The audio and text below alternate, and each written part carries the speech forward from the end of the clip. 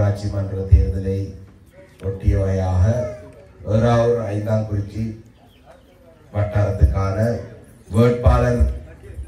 வேட்பாளருடைய அலுவலகம் உத்தியோகபூர்வமாக திறந்து வைக்கும் இந்த நிகழ்வினை தலைமை தாங்கி நடத்தி கொண்டிருக்கும் வட்டாரத்தினுடைய தமிழரசு கட்சியுடைய வேட்பாளரும் முன்னாள் நகர சபையினுடைய உறுப்பினருமாகிய சுதா அவர்களே மற்றும் என்னுடைய சக பாராளுமன்ற உறுப்பினர்களே, இலங்கை தமிழரசு கட்சியினுடைய ஏனைய அயல் கிராமங்கள் அயல் வட்டாரங்களில் இருந்து இந்த நிகழ்விலே கலந்து கொண்டிருக்கும் என்னுடைய வேட்பாளர்களே, ஏனைய அயல் கிராமங்களை சேர்ந்த பெரியோர்களே மற்றும் இந்த கிராமத்தினுடைய பெரியோர்கள், அமைப்புகள் சார்ந்தவர்கள், சங்கங்கள் சார்ந்தவர்கள், பொதுமக்கள், கட்சியினுடைய ஆதரவாளர்கள், கட்சியினுடைய கிளை உறுப்பினர்கள் அனைவருக்கும் என்னுடைய இனிய மாலை நேர வணக்கத்தை தெரிவித்துக் கொள்கிறேன். உண்மையிலே நாங்கள் 2025 ஆண்டு உள்ளூராட்சி மன்ற தேர்தலை முன்னிட்டு பிரதானமாக இலங்கை தமிழரசு கட்சி போட்டி போடும்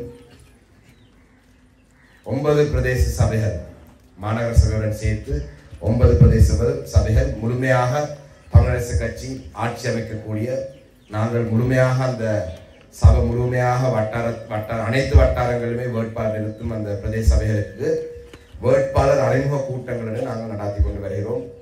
இன்னும் அதிலே ஒரே ஒரு பிரதேச சபைக்கான வேட்பாளர் அறிமுக கூட்டம் தான் நடைபெற இருக்கின்றது, வாகரை பிரதேசத்துக்கானது. என்னுடைய ஏறாவூர் நகரத்துக்கான 2 வட்டாரங்கள் அதிகமாக பெரும்பான்மையாக தமிழர்கள் வாழும் வட்டாரங்கள். நாங்கள் வெல்லக்கூடிய இந்த 2 வட்டாரங்களிலே அந்த வேட்பாளர்களை நாங்கள் செங்கலடி ஏறாவூர் பெற்று பிரதேச சபை வேட்பாளர் அறிமுகத்துடன் நாங்கள் நடத்தினோம். தம்பி அது பிறகு வேட்பாளர் அறிமுக கூட்டத்துடன் நாங்கள் நடத்திருந்தோம். அந்த நேரத்தில் எனக்கு ஒரு சின்ன ஒரு கவலை ஒன்று இருந்தது. ஏறாவூர் நகர சபைக்கு என்று சொல்லி ஒரு கூட்டம் நாங்கள் நடத்த வேண்டும், ஒரு ஆதங்கம் இருந்தது. ஏறாவூர் வேட்பாளர் அறிமுக கூட்டம் 2 வேட்பாளர்களை அறிமுகப்படுத்துறதுக்கு ஒரு பெரிய கூட்டம் நடத்துறது கஷ்டம். என்ன பெரிய செலவு கொண்டு போகும் 2 வேட்பாளர் அறிமுகப்படுத்துறோம்.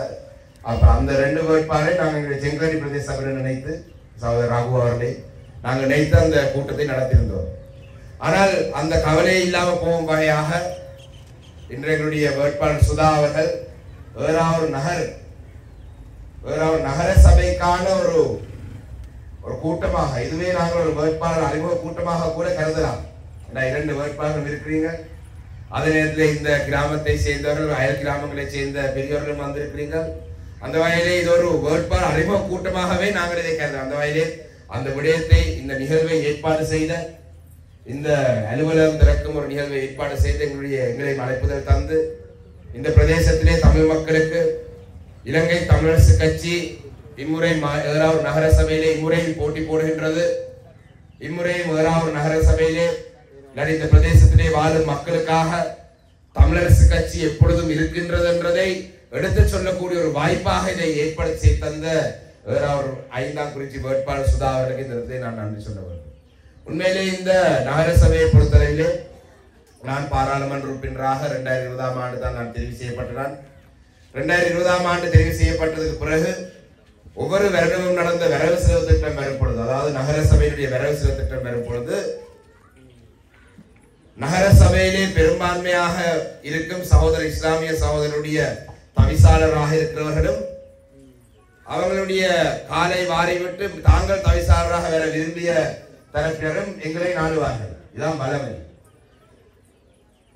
வரவு செலவு திட்டம் வரும் பொழுது ஏறாவூர் நகர சபைக்கு எங்களுடைய கட்சியிலே இருக்கிற எங்களுடைய கட்சியில் இருக்கிற உறுப்பினருடைய ஆதரவு அதிகமாக தேவைப்படும். அந்த நேரத்தில் வருவார்கள், வந்து பேசுவார்கள், எல்லா வாக்குறுதிகளையும் தந்தவர்கள். நான் நினைக்கிறேன் அபிவிருத்தி சார்ந்த விடயங்கள் நான் நினைக்கிறேன் இந்த பாரபட்சம் இல்லை. நான் சகோதரர் சுதா அவருடைய இந்த துண்டு பிரசுரத்திலே பின்பக்கத்தை பார்த்தால் நல்ல வேலை திட்டங்கள் அவர் செய்திருக்கிறார். நகர சபையோட பல வேலை திட்டங்கள் நடந்திருக்கு. ஆனால் அடிப்படையாக ஓரிரு விடயங்கள், நாங்கள் முன்வைத்த சில விடயங்கள் கடந்த அந்த மாநகர சபையினுடைய காலப்பகுதிக்குள்ளே எங்களுக்கு பூர்த்தி செய்து தரவில்லை. மிக முக்கியமான நான் எங்களுடைய கோயில சங்க காணி பிரச்சனை ஒன்று இந்த ஏறாவூர் நகரில் இருக்கின்றது. கோயில சங்கத்துக்கு சொந்தமான ஒரு காணியை மாநகர சபை ஆவணங்களை வைத்து எங்களுக்கு அந்த காணியினுடைய உரிமையை தராமல், இந்த பிரதேசத்தில் எங்களுடைய மக்களுக்கு தேவையான ஒரு காணியாக இருந்தாலும் கூட அதை வழங்காமல் வைத்திருக்கிறார். இப்படி அபிவிருத்தி சார்ந்த விடயங்களிலே எங்களுக்கு எங்களுடைய ஒதுக்கீடுகளை தந்திருந்தாலும் கூட இப்படியான ஓரிரு விடயங்களிலே எங்களுடைய ஆதரவை எடுத்தாலும் பூர்த்தி செய்து தார் என்ற வாக்குறுதிகளை தந்தாலும் அதை பூர்த்தி செய்து தரவில்லை என்பதை இந்த இடத்தை பகிரங்கமாக சொல்லலாம். ஆனால் இம்முறை 2025ஆம் ஆண்டு நிச்சயமாக மீண்டும் இந்த 2 வட்டாரங்களிலுமே எங்களுடைய தமிழரசு கட்சியை சேர்ந்த 2 வேட்பாளர்களும் அதிகளவான வாக்குகளால் நீங்கள் வெல்ல வைக்கும் பொழுது, அதிகளவான வாக்குகளை எங்களுடைய 2 வேட்பாளர்கள் நீங்கள் போடும் பொழுது 2 வட்டாரத்தை வெல்வது மாத்திரமல்ல, அதோடு சேர்த்து 3வது இல்லை 4வது இந்த பட்டியல் ஆசனங்களை நாங்கள் எடுக்கக்கூடிய ஒரு சூழல் உருவாகும். அதிக அளவான வாக்குகள் இந்த 4ஆம் குறிச்சி 5ஆம் குறிச்சிலே இருக்கும் வாக்குகளிலே 80% அதிகமான வாக்குகளை இலங்கை தமிழரசு கட்சியுடைய வீட்டு சின்னத்துக்கு நீங்கள் போடும் பொழுது இந்த வட்டாரத்திலே 2 வட்டாரங்களை வெல்வது மாத்திரமல்ல, அந்த 2 பட்டியல் ஆசனங்களை நாங்கள் பெறக்கூடிய ஒரு சூழல் உருவாகலாம். அவ்வாறான ஒரு சூழல் உருவாகினால் இந்த ஒரு நகர சபையிலே தீர்மானிக்கும் சக்தியாக, ஆட்சி அமைப்பது யார் என்றதை தீர்மானிக்கும் சக்தியாக நாங்கள் மாத்திரம்தான் இருப்போம். கடந்த தேர்தலை பார்த்தீங்கன்னு சொன்னால் நாங்கள் டிஎம்விபி கட்சியை சேர்ந்த ஒரு உறுப்பினராக இருந்தார். அந்த தமிழரசு கட்சியில் இருக்கிற நாங்கள் 2 பேரும் தமிழ் மக்களுடைய தேவைக்காக ஒரு நகர சபையிலே வாழும் தமிழ் மக்களுடைய எதிர்காலத்துக்காக சில திட்டங்களை நாங்கள் முன்வைக்கும் பொழுது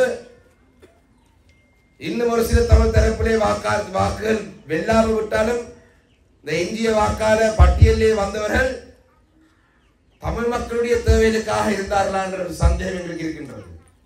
ஆனால் இந்த 80% அதிகமான வாக்குகளை நீங்கள் போடும் பொழுது நாங்கள் அந்த 3 இல்லாட்டி 4 ஆசனங்களை இந்த நகர சபையிலே வைத்திருந்தால் அநீதியாக எதுவும் கேட்க போவதில்லை. தமிழ் மக்களுக்கு நியாயமான நீதியாக எங்களுக்கு கிடைக்க வேண்டிய, தீர்க்கப்பட வேண்டிய விடயங்களை பூர்த்தி செய்வதற்கு ஒரு வாய்ப்பாகவே நாங்கள் இதை மாற்றிக்கொள்ளலாம். அந்த வகையிலே இந்த முறை தேர்தலில் எங்களுடைய மக்கள் சிந்தித்து வாக்களிக்க வேண்டும். நான் நினைக்கிறேன் இந்த வட்டாரத்தை பொறுத்தவரையிலே எங்களுக்கு போட்டியாக இருப்பவர் யார் என்று பார்த்தால் சிவரொட்டியில பார்த்தாலே தெரியும்னு நினைக்கிறேன். போட்டியாகன்றதை விட போட்டி போடுற இணைய தரப்பினர் யார் என்று. இலங்கை தமிழரசு கட்சியினுடைய வீட்டு சின்னத்துக்கான சிவரொட்டி இருக்கின்றது. 4 யாருடன் இருக்கட்டும், நம்மோடு இருக்கட்டும், இலங்கை தமிழரசு கட்சி என்று இருக்கின்றது. அதுக்கு பக்கத்திலே இன்னொரு சின்னம் ஒன்று ஒட்டி இருக்கு. வேற பார்த்தேன், இன்னொரு சின்னம் ஒட்டி இருக்கு. இந்த சங்கு சின்னம் என்ன உண்மையிலே இந்த சங்கு சின்னத்தை பற்றி உண்மையிலே நாங்கள் எங்களுடைய தமிழ் தரப்பிலே இருக்கிற கட்சிகளுக்குள்ளே நாங்கள் அதிகமாக இந்த தேர்தலில் நாங்கள் விமர்சனம் செய்து கொள்ள விரும்பாவிட்டாலும் கூட மிக முக்கியமாக இன்று தென்னிலங்கையை சேர்ந்த என்பிபி அரசாங்கம் அன்றகுமார திசாநாயக்கவுடைய கட்சியை பொறுத்தளவிலே தமிழ் மக்களை முழுமையாக ஏமாற்றிக் கொண்டு வருகிறார்கள் என்ற அடிப்படையிலே சில இடங்களிலே நாங்கள் தமிழ் கட்சிகளை அதிகளவாக விமர்சிக்காமல் விடலாம் என்றதை நல்ல முடிவொன்று எடுத்திருந்தோம். ஆனால் இந்த வட்டாரத்தை பொறுத்தளவிலே நீங்கள் வாக்களிக்க போறது எங்களுடைய வீட்டு சின்னத்துக்காக மாத்திரம் தான் இருக்க வேண்டும் என்றதுக்காக மாத்திரமே இந்த சங்கு சின்னத்தை பற்றி ஒரு சில விடயங்களை மாத்திரம் சொல்கிறேன். இந்த சங்கு சின்னத்தினுடைய உருவாக்கத்தை பற்றி உங்கள் அனைவருக்கும் தெரியும். அது ஜனாதிபதி தேர்தல் நேரத்திலே ஒரு பொது வேட்பாளருக்காக வந்த ஒரு விடயம்.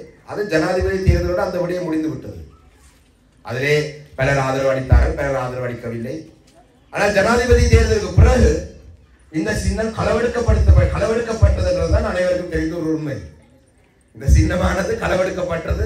தமிழ் மக்கள் ஒரு காரணத்துக்காக ஒரு சில தமிழ் மக்கள் அந்த காரணங்கள் அது சரியா புரியாடுறதை நான் ஆராய போதல்ல. ஆனால் எடுத்த ஒரு சின்னத்தை இவர்கள் ஒரு குழுவினர் எடுத்து வைத்திருக்கிறார்கள். அவ இந்த குழுவினர்ல இருக்கிற தலைவர்கள் கூட யாருன்னு எங்களுக்கு தெரியாது. இலங்கை தமிழரசு கட்சியை நீங்கள் எடுத்தீங்கன்னு சொல்லி சொன்னால் என்னுடைய தலைவராக சம்மதன் ஐயா இருந்தார், தந்தை செல்வா இருந்தார், அண்ணன் மாவை சீனாதிராஜா இருந்தார், தற்பொழுது சிவிக்கு சிவஞானம் ஐயா இருக்கிறார். மாவட்டத்திலே நாங்கள் 3 பாராளுமன்ற உறுப்பினர்கள் இருக்கிறோம். உங்களுக்கு தெரியும் யாருடைய கட்சி ஏதாவது பிரச்சனை இருந்தா யாரை நாட வேணும் என்று. ஆனா இந்த சின்னத்தை பொறுத்தளவிலே அவங்களுடைய யார் கட்சியினுடைய தலைவர் யாரு தெரியாது. அவங்களுடைய கட்சிக்கு இந்த பிரதேசத்திலே பாராளுமன்ற உறுப்பினராக இருக்கிறாரா? இல்ல. அவங்களுடைய கட்சிக்கு இந்த பிரதேசத்திலே ஒரு ஒரு அலுவலகம் இருக்கா? எங்களுடைய கட்சிக்கு நான் நினைக்கிறேன் 3-4 அலுவலகம் இருக்கின்றது. வைத்தியர் ஸ்ரீநாத் ஐயா அவர்கள் இந்த செங்கலில் ஒன்று வைத்திருக்கிறார். நான் சந்தியூரிலே ஒன்று வைத்திருக்கிறேன், சிறுநேசன் ஐயா டவுன்லே வைத்திருக்கிறார், நான் களுவாஞ்சிலே ஒன்று வைத்திருக்கிறேன். நகரத்திலே இருந்த அளவு பொருளாதார பிரச்சனைகளை விற்க வேண்டியதாவது மிக விரைவாக வாடகை எடுத்தாவது நகரத்திலே ஒரு காரியாலயம் ஒன்று மிக விரைவாக அமைப்பேன். அப்படி பார்த்தா என்னுடைய கட்சிக்கு ஒரு 6-7 அலுவலகங்கள் என்னுடைய மாவட்டத்தில் இருக்கின்றது.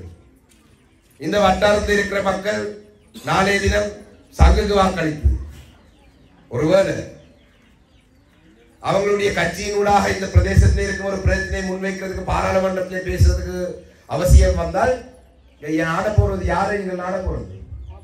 ஒருவரும் இல்லை. இந்த காரணங்களுடைய மக்கள் மனதிலே பதிஞ்சிருக்க வேண்டும். எப்பொழுதும் நிரந்தரமான கட்சி, நிரந்தரமான சின்னம், எங்களுடைய தலைவர் காட்டிய சின்னம் எங்களுடைய வீடு சின்னம் மாத்திரம்தான். அந்த வகையிலே இந்த வட்டாரத்தில் எங்களுடைய மக்கள் அனைவரும் ஓரணியாக நின்று எதிர்வரும் உள்ளூராட்சி மன்ற தேர்தலில் மே மாதம் 6ஆம் தேதி எங்களுடைய இலங்கை தமிழரசு கட்சியுடைய வீட்டு சின்னத்துக்கு வாக்களித்தால் மாத்திரம்தான் தமிழினத்துடைய எதிர்காலத்துக்காக நாங்கள் தொடர்ந்தும் குரல் கொடுக்கக்கூடியவர்களாக இருப்போம்.